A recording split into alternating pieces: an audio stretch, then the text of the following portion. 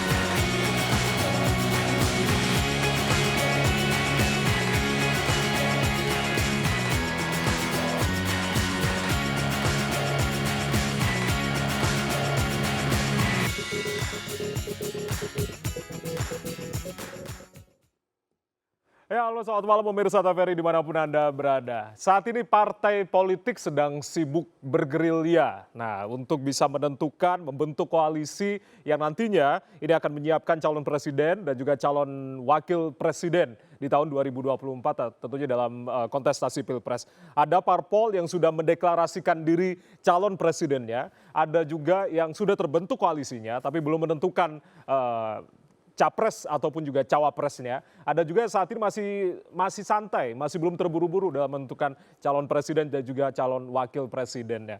Nah, kira-kira seperti apakah peta politik dalam Pilpres 2024? Apakah benar masih ada negosiasi yang masih alot dilakukan untuk bisa menentukan kandidat yang nanti akan maju dalam Pilpres 2024? Atau mungkin nanti kita lihat apakah memang ada transaksi politik di dalamnya dalam menentukan kandidat yang nanti akan maju dalam Pilpres 2024. Kita akan bahas malam hari ini dalam Fokus Terkini. Kali ini bersama saya Ardianto Wijaya dan tentunya sebelum nanti kita akan perkenalkan sejumlah narasumber, kami tentunya mewakili Televisi Republik Indonesia menyampaikan rasa duka yang mendalam terhadap bencana yang terjadi, gempa bumi 5,6 magnitudo yang terjadi di Cianjur, Jawa Barat beberapa hari kemarin. Dan saat ini proses evakuasi masih terus dilakukan dan saudara-saudara kita juga masih bertahan di tempat-tempat pengungsian. Kita doakan yang terbaik dan tentunya kita juga berdoa semoga keluarga yang ditinggalkan diberikan ketabahan.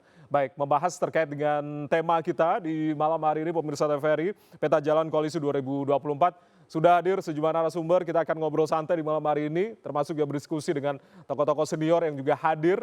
Nah, yang pertama ini juga yang sudah dinantikan oleh kita semua, Bang Fahri Hamzah. Bang Fahri, selamat malam, salam sehat Bang Fahri. Assalamualaikum. Waalaikumsalam, terima kasih sudah hadir di malam hari ini. Dan juga ada Mas Hoirul Umam, Direktur Eksekutif Indo Strategik. Mas Umam, selamat malam, salam sehat. Selamat malam Mas Jaya, selamat malam Bang Fahri, Mas Zaki. Semuanya. Terima kasih sudah hadir malam hari ini. Dan juga Bang Herzaki Mahendra Putra, juru bicara Partai Demokrat. Bang Zaki, selamat malam, terima kasih. Malam Bang Jaya, malam Bang Fahri, Bang Hoirul Umam. Oke, yang sudah tersambung via daring juga Bang Viva Yoga Mauladi, Wakil Ketua Umum Partai Amanat Nasional PAN. Bang Viva, selamat malam Bang Viv. Selamat malam, Assalamualaikum warahmatullahi wabarakatuh. Waalaikumsalam. Mas Zaki. Baik. Malam. Salam sehat, terima kasih sudah hadir di malam hari ini secara daring dari Palu ya Bang ya, posisi sekarang ya.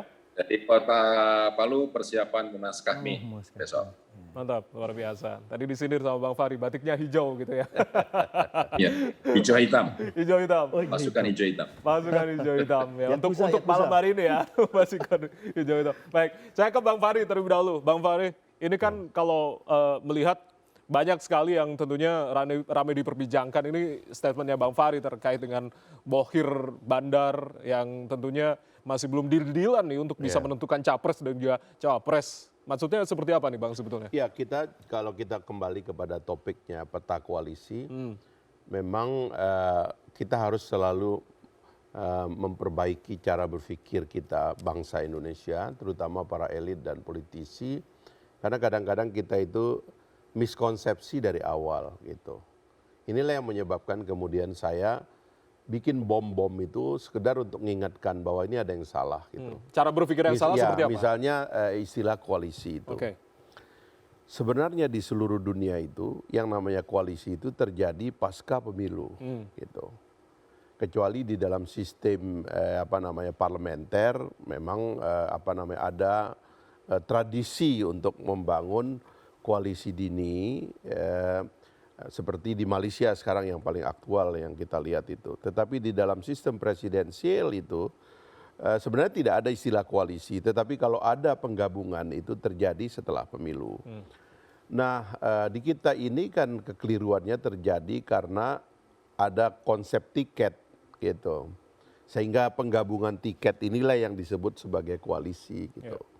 Yang sebenarnya saya menginterpretasi Undang-Undang Dasar itu pada putaran pertama tidak ada koalisi.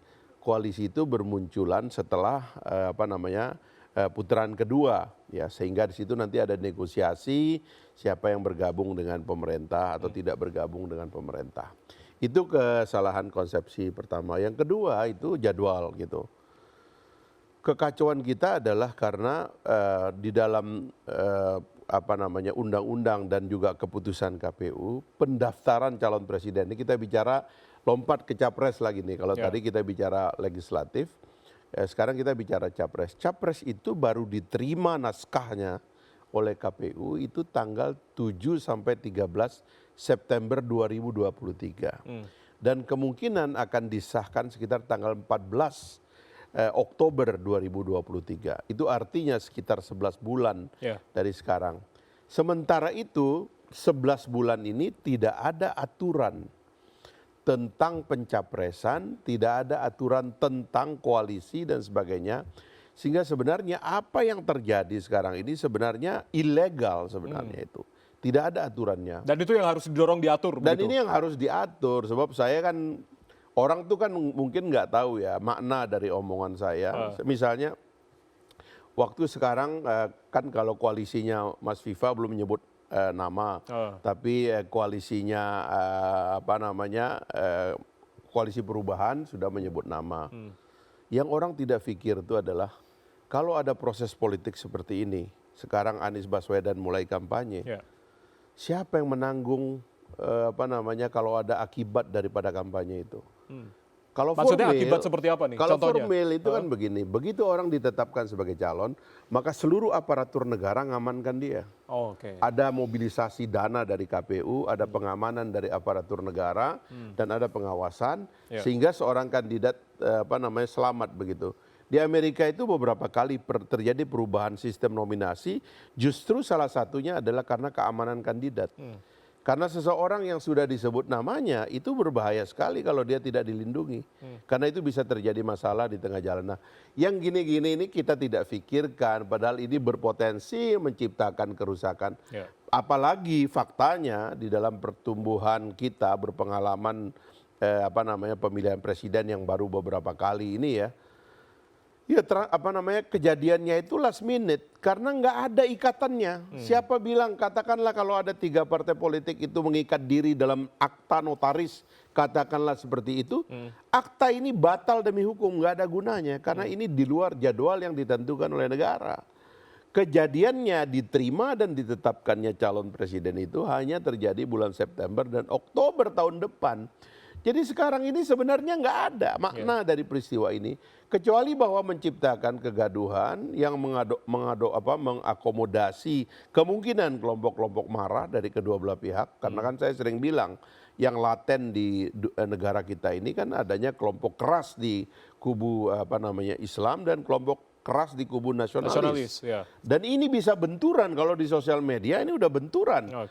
Tapi kalau kemudian kita tidak jaga bisa terjadi benturan di lapangan. Lalu siapa yang tanggung jawab kalau terjadi persoalan? Nah soal-soal inilah yang menyebabkan kita harus berpikir ulang untuk meletakkan schedule yang benar dalam sistem ketatanegaraan dan sistem presidensialisme kita supaya tidak terjadi kekacauan gitu. Itu sebenarnya tawaran saya. Makanya saya kan meledakkan dengan mengatakan biasanya yang nyatukan partai segera sepakat itu bohir. Tapi itu terjadi di ujung. Ini kan kayak orang main catur, oper kartu, ini kayak main kartu, oper kartu, buka kartunya nggak mungkin dibuka di awal. Dan semua bernafsu untuk Ya saling pasti mengajukan orang kayak akan gitu buka kan. kartu-kartu intinya Bang. di ujung. Oh, oke. Karena itulah sebenarnya, terus apa arti keributan 11 bulan ini? Omong kosong, saya bilang memang nggak ada. Sebelum nantinya September itu. Iya, yang nanti akan gitu. Itulah diteruskan. kira-kira dasar. Nah, kalau mau teman-teman partai datang ke KPU, mbok ya kami diregulasi, tolong bikin aturan. Misalnya, penerimaan kandidat diterima dari awal. KPU sahkan bikin aturan, oke, kandidat diterima. Kedua, 11 bulan ini atur perdebatan. Karena menurut saya ini primary. Ya. Jadi biarkanlah orang yang dicalonkan oleh partai-partai ini keliling Indonesia. Oke. Bicara isu Papua di Uncen, bicara isu Aceh di Universitas Syah Kuala, bicara masa depan pertambangan di Sulawesi, bicara masa depan batu bara dan isu lingkungan di Kalimantan, berbicara tentang tata kota di Surabaya, di Bandung dan sebagainya. Enaklah rakyat ini nonton dengan akalnya bukan dengan emosi. Ini harusnya diperjuangkan. Dan diatur tadi ya. Dan diatur, tapi Oke, ya teman-teman kayaknya nggak mau ke situ gitu. Mas Umam, artinya ini tadi Bang Fahri katakan bahwa saya memang harus diatur untuk beberapa hal yang masih belum dalam peraturan pemilu ini. Ya, saya pikir yang disampaikan oleh Bang Fahri cukup relevan. Bukan berarti Bang Fahri menyatakan itu karena Partai Gelora masih di luar radar, Bang ya. Tetapi memang dari aspek regulasi dan juga legal prosedural, memang ada hal-hal yang perlu dipertimbangkan di situ. Meskipun di saat yang sama, bahwa kemudian sebenarnya apa yang terjadi saat ini adalah juga bagian dari impact design politik nasional yang memang seolah-olah sudah dipersiapkan seperti ini. Misalnya, kalau misal kemudian kemarin 2022, 2023, kemudian pilkada tetap dilaksanakan, kemudian tidak ada kevakuman kekuasaan di masing-masing daerah yang mana kepala daerahnya berpotensi misalnya maju menjadi kandidat pilpres, maka tentu tidak ada mekanisme seperti ini.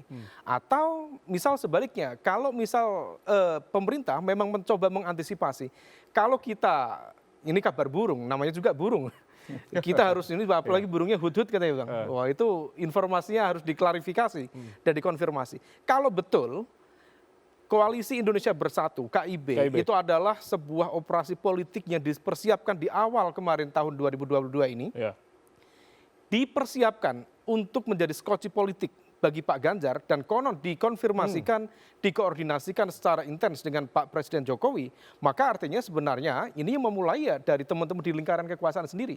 Nah, kalau misal memang betul tadi yang disampaikan oleh Bang Fahri, maka regulasi itu harusnya juga dipersiapkan sedemikian rupa. Sambil proses berjalan artinya? Sambil proses berjalan. Masih bisa begitu ya? Bagaimanapun juga ini proses sudah berjalan. Nasi sudah setengah menjadi bubur ini. Tetapi kalau misal memungkinkan dalam waktu dekat kemudian diregulasi, saya pikir itu langkah yang progresif. Meskipun diregulasi atau tidak diregulasi, ini akan terus berjalan. Dan ini sebagai sebuah, ya kalau misal kita melihat sebagai situasi yang sifatnya taken for granted dia, maka ya sesuatu yang kemudian bagaimana partai-partai politik menyesuaikan ritme, kemudian menyesuaikan narasi, karena bagaimanapun juga kesiapsiagaan dan kesiapan masing-masing partai untuk mendeklarasikan capres itu ternyata tidak berbanding lurus dengan hasil elektabilitas. Kita pikir semakin early dideklarasikan, kemudian kotel efek semakin terkonsolidasi, basis pemilih loyal semakin terkonsolidasi.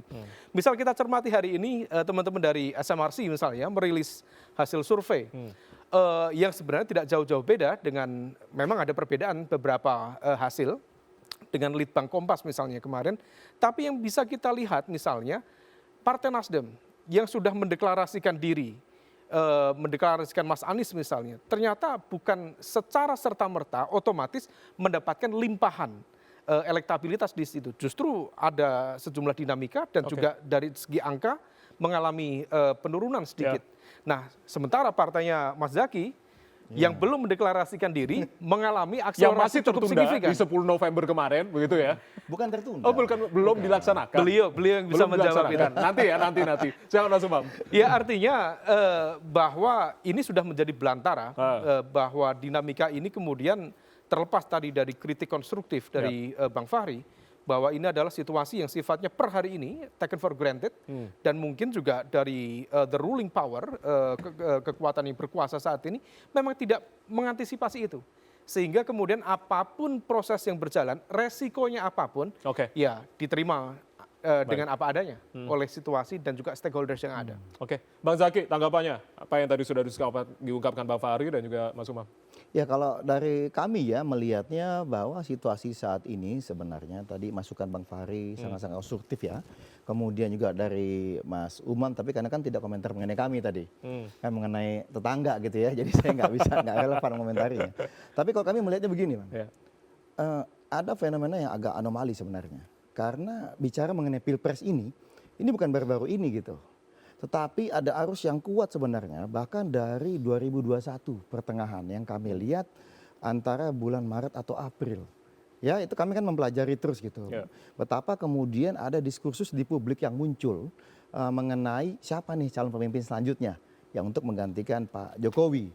Itu sudah jalan terus gitu loh. Nah itu kan dari masyarakat berkembang, diliput oleh media. Kan media kan kalau misalnya nggak ramai diperbincangkan atau ditonton oleh masyarakat kan media juga nggak bakal meliput gitu. Iya kan mau sekeras apapun upaya media membuat suatu isu menjadi viral, tapi begitu tidak ditanggapi oleh publik, ya pasti akan berhenti dengan sendirinya gitu. Nah tapi menjadi pertanyaan besar adalah justru ketika COVID sedang naik-naiknya di pertengahan tahun lalu itu justru isu mengenai pergantian kepemimpinan ini menjadi isu yang hot gitu loh, Pilpres ini.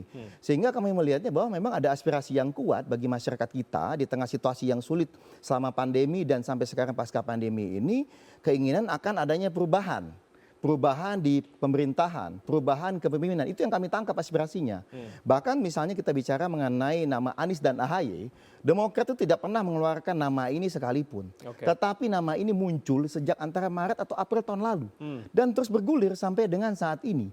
Kami bahkan terakhir kemarin ya Mas AHY ketika di depan ada belasan ribu kader kami, pimpinan partai kami se-Jawa Barat ya di Sentul kemarin habis konsolidasi dan pelantikan. Itu yang disampaikan apa oleh kader kami? AHY presiden, nggak ada bicara, mohon maaf nih. Ini maksud kami adalah berarti AHY Anies ini atau Anies AHY ini memang benar-benar dari masyarakat gitu loh. Emang muncul kuat aspirasi seperti itu gitu. Hanya apakah kemudian sampai dengan saat ini mengapa katakanlah tadi kok koalisi perubahan belum deklarasi, belum ada nama dipastikan untuk capres dan cawapres, ya karena memang kami masih terus berproses. Karena kami nggak mau tadi yang disampaikan oleh Bang Fahri gitu, bahwa tahu-tahu last minute berubah gitu. Atau pasti ada pertimbangan gitu, melihat hasil survei, Demokrat tidak ingin. Tetap, kalau kami melihatnya begini, kami dengan Nasdem dan PKS merasa bertiga ini ada equal partnership gitu. Jadi saling diskusi satu sama lain, tidak ada yang mendominasi. Tidak ada yang memaksakan. Jadi berdiskusi sama-sama, sepakat bertiga jalan. Maksudnya misalnya ada satu hal isu, kita ada satu hal yang satu orang yang atau satu pihak yang belum nih. Oh nanti kita bahas lagi. Nah, kita pindahkan ke next issue atau next pembahasan yang lain. Jadi seperti itu. Jadi nggak ada enggak pokoknya Demokrat maunya ini dua harus ikut atau Nasdem maunya ini harus ikut, PKS maunya ini harus ikut. Enggak. Kita diskusi sama-sama, makanya terus berjalan tim kecil ini hampir setiap minggu selalu ada progres gitu. Karena diskusi bersama-sama itu tadi. Iya, dan setelah hasil tim kecil tadi yang mewakili tadi, masing-masing kembali lagi ke partainya. Gitu. Jadi kami masih jalan sampai sejauh ini. Kenapa? Bicara mengenai visi misi, bicara mengenai platform pemerintahan ke depan, bicara mengenai bagaimana desain pemerintahan, bagaimana strategi pemenangan, sosok yang pas untuk mengawal perubahan dan perbaikan ini. Karena bagaimana? Bicara mengenai perubahan, kan orang ingin bertanya, perubahan seperti apa nih gitu. Oleh karena itu namanya koalisi perubahan itu tadi ya. Nah, Pak Zaki, Mas Umam, Bang Fahri, nanti kita juga akan minta pendapat dari Mas Viva Yoga seperti apa, karena tadi sempat di-mention oleh Mas Umam. Usai jeda kami akan kembali, tetap bersama kami di Fokus Terkini TVRI.